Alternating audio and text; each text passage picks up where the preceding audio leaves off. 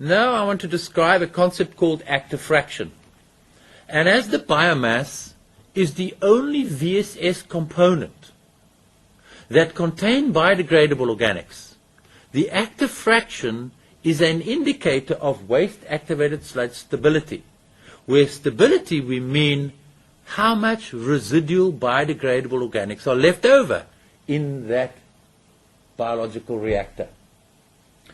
And so we defined F subscript AV as the active fraction with respect to the volatile solids, and it would be the active organism concentration divided by the volatile solids concentration. Or we can define it active fraction with respect to total solids, and then it would be the active organism concentration divided by the total suspended solids, which of course includes the inorganic component.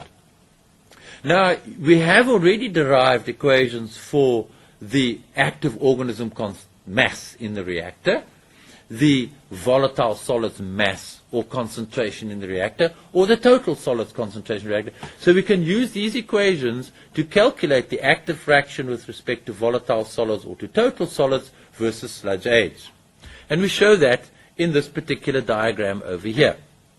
This is the active fraction, this is sludge age. And you can see, first of all, in general, the longer the sludge age, the lower the active fraction.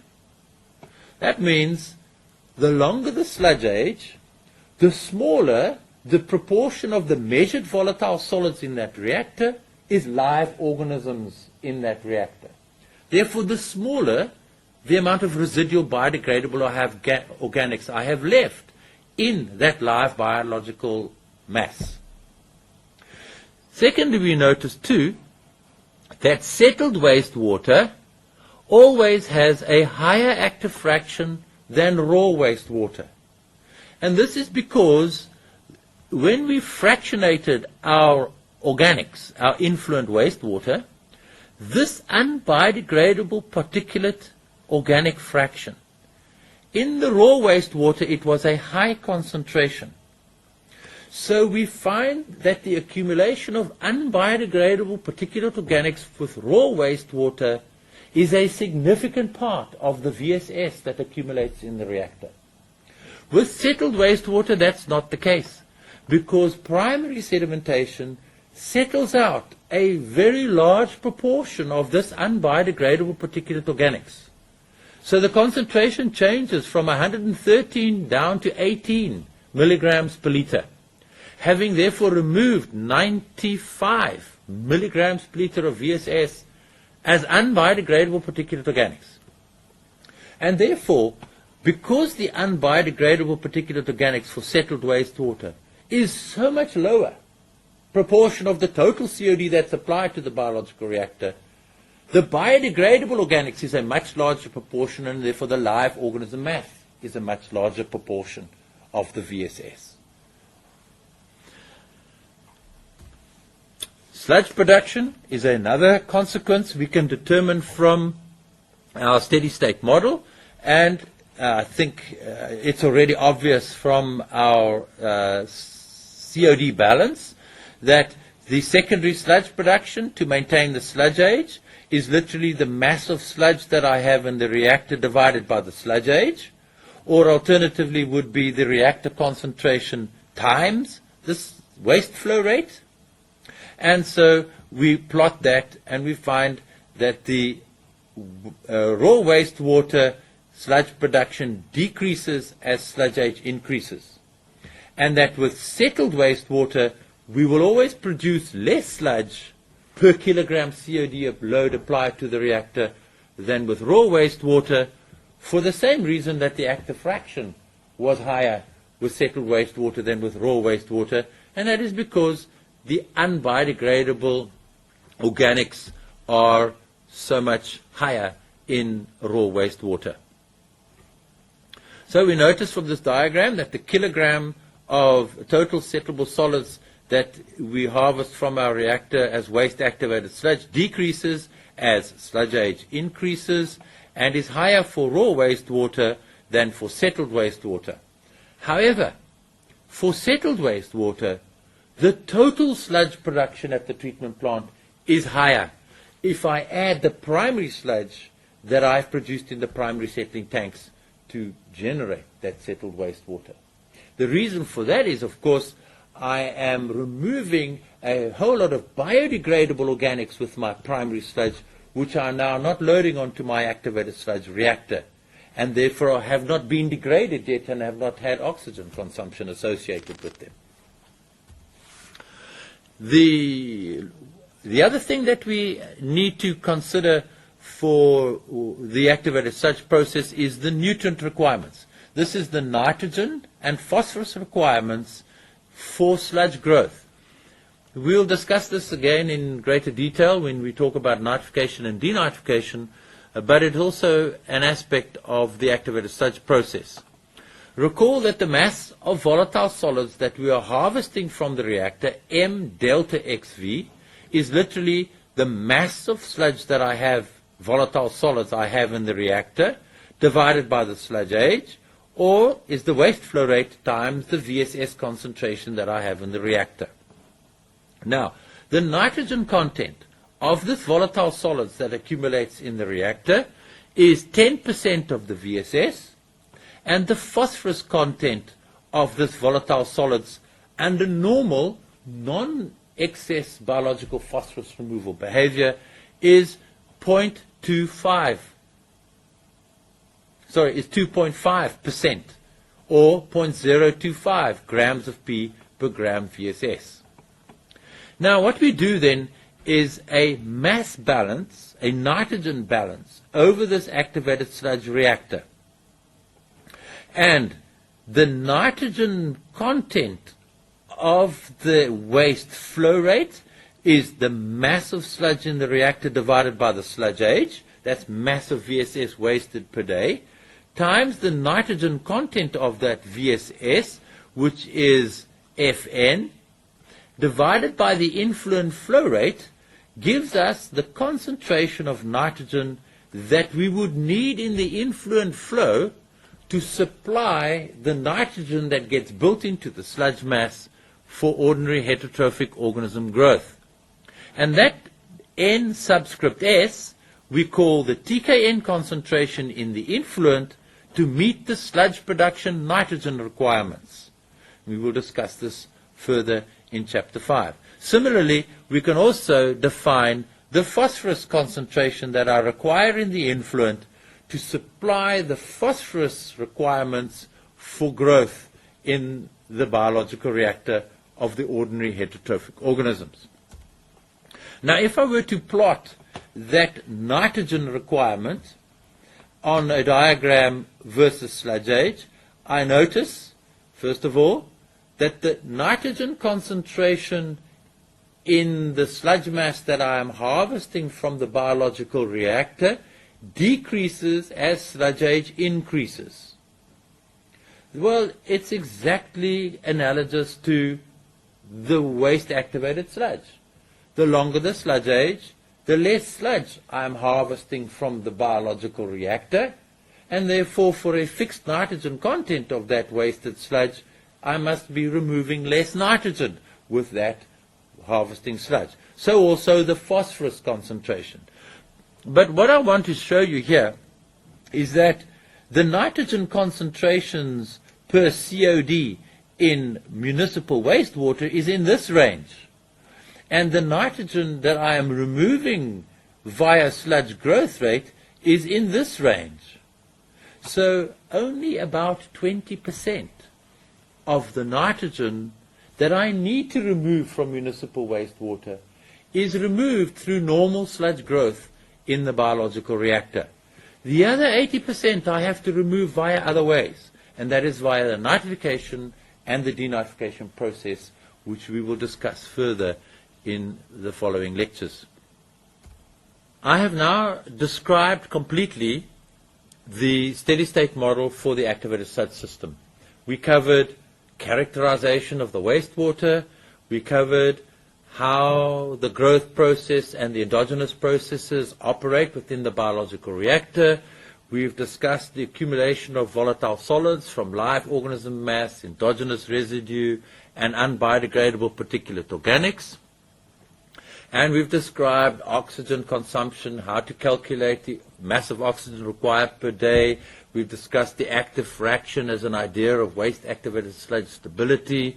And we've described the nutrient requirements that we need in order for sludge growth to proceed normally. We are now going to summarize all these concepts into a design procedure. And so the first thing that we then need to do the design following these equations and descriptions that we've derived is to select our wastewater characteristics. This is probably the most important decision that needs to be made. What is the unbiodegradable soluble organics in the influent wastewater? Is it 3%, 4%, 5% of the total COD that we're measuring? And only experience with wastewaters of a similar origin can be used as estimates for this unbiodegradable soluble organic fraction. It doesn't have a huge impact on the outcome. So whether you choose 3 or 5 or 7% makes relatively little difference.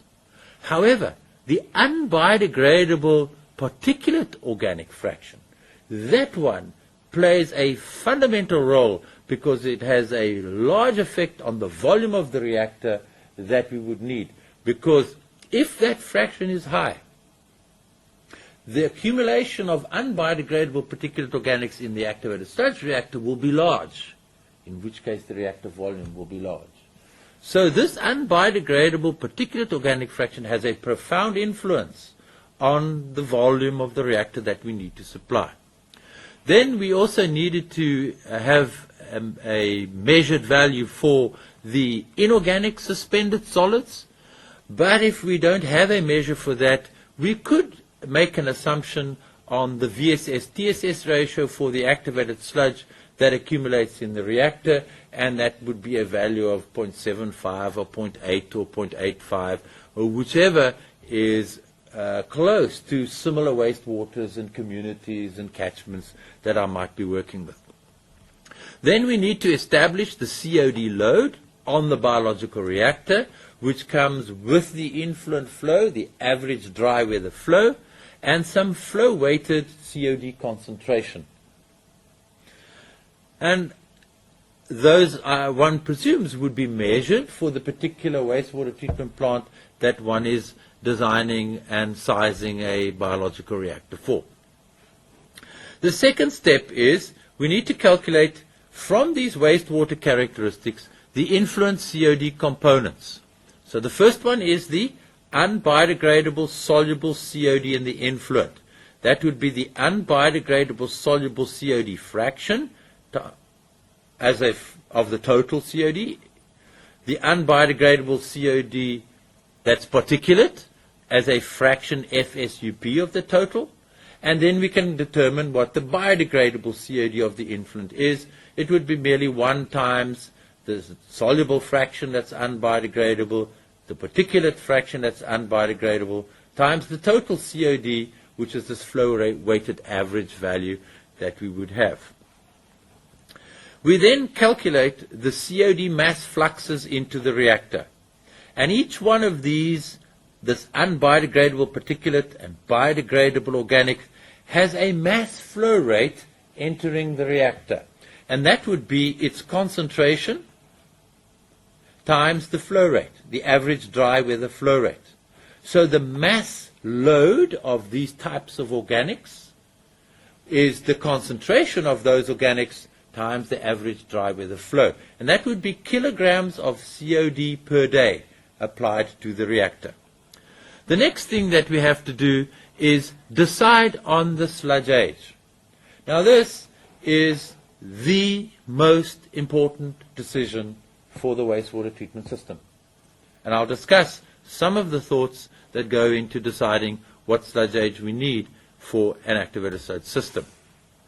So we characterize our wastewater. We've described this earlier. This then would be our unbiodegradable soluble COD fraction. For this example, it's 7%. So 0.07 times 750 is 53 milligrams per liter unbiodegradable soluble organics. We've also, in this example, assumed that the unbiodegradable particulate COD fraction is 15%. So 15% of this 750 total COD is 113 milligrams of COD, and that is our unbiodegradable particulate organics. Our biodegradable organics would be the sum of these two, which is the 584 milligrams per liter we saw on a previous slide. Now, the way the calculation is done is now we want to calculate the concentration of solids in the biological reactor and the mass of oxygen that we're going to consume.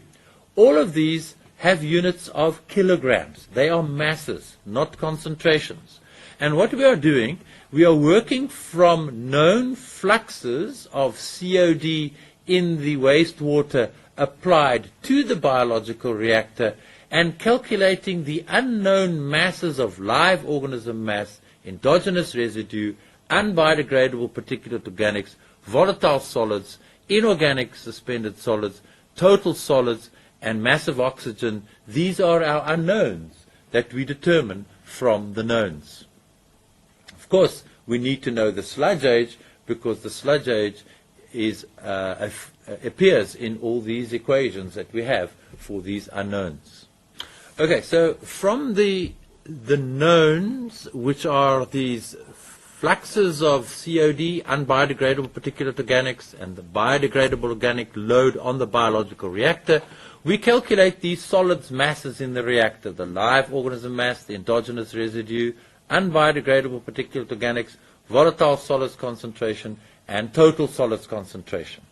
When we've done that, we calculate the mass of oxygen that we require on the biological reactor, being the sum of that for growth and for endogenous respiration.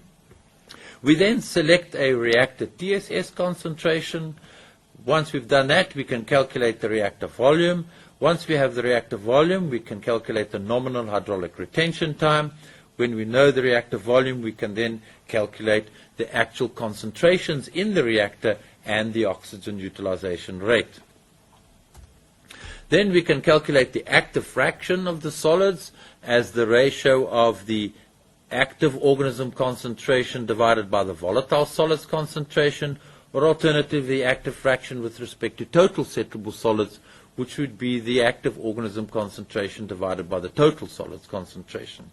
We can calculate the mass flow rate, the waste flow rate of the activated sludge from the biological reactor. That would be QW, and we can then also calculate the sludge production from the reactor in kilograms of total settleable solids per day. Next, we calculate the nutrient requirements, how much nitrogen and phosphorus in milligrams N or milligrams P per liter in the influent do I require for normal sludge growth. And then finally, I check the COD balance of my calculations. I calculate how much COD escapes in the liquid form via the waste flow and the effluent flow, how much oxygen is being consumed, and how much COD is wasted via the volatile solids in the waste flow. I add up those three, and it must be equal to the mass of COD that I have in the influent. If that's not the case, in other words, if I do not balance the COD within 0.1% in a theoretical calculation like this, I've made a mistake, and I better check the calculations. And that's the beauty of the COD balance. It gives us an opportunity to check whether our calculations have been done correctly or not. You don't need sample solutions for these kinds of calculations. Mass balances allow us to check the solutions that we've generated.